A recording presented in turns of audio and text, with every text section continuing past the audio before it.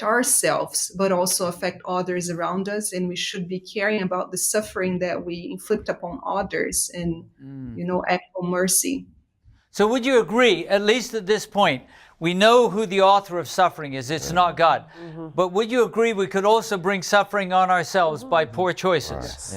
So does anybody have a testimony, Travis, of a time that you brought suffering upon yourself by a poor choice? Boy, I have a lot of testimony. By the way, we don't want to highlight sin, but...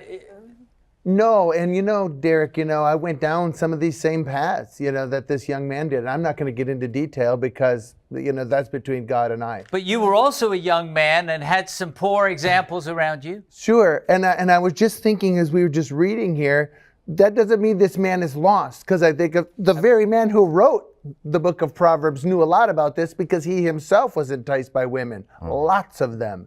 And Samson is another good illustration, but we can't continue that way. Right. We can't continue that way. And then that's what I guess I learned through my trials, is that it brought pain on my family, divorce, my children, friends. I mean, it wreaked havoc all around my community. And fortunately, through a relationship with Jesus, step by step, you come out of that. And that's what God wishes for anybody who's caught in sin, even though they've made bad choices. We want to move on. Thank you for that testimony. We want to move on to the fact that sometimes, don't always say, well, God brought this upon me, but sometimes God may allow a trial to come in order to work a greater good.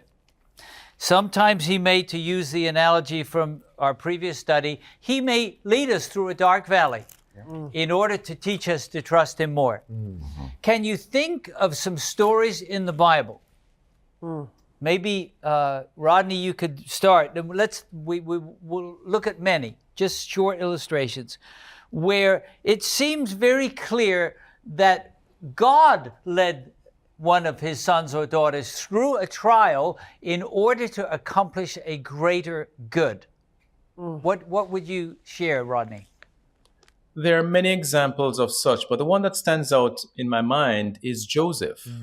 Joseph was sold by his brothers, very unfortunate scenario, to Egypt. He still trusted God, but God allowed him to be put in prison again, false accusations. But ultimately, God placed him in a position, one of the highest positions in Egypt, where he ultimately, through God's help, was able to save Egypt, the surrounding nations, and also his family from a famine. So there's where you kind of see God taking Joseph through this very challenging time in his life for a greater good. All right.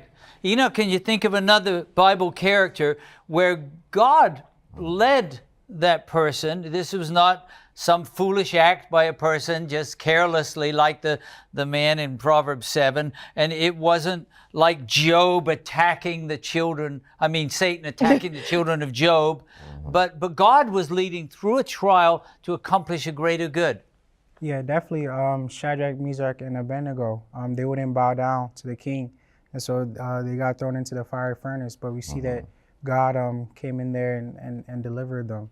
So that's in Daniel chapter 3. Could it be that before they were even taken as prisoners of war, they were teenagers, and they went through a 3-year university training, remember all of that, came out top of their class because they determined not to dishonor God in their bodies. Remember that? Exactly. Right? Could it be that even when they were being taken as prisoners of war, that God knew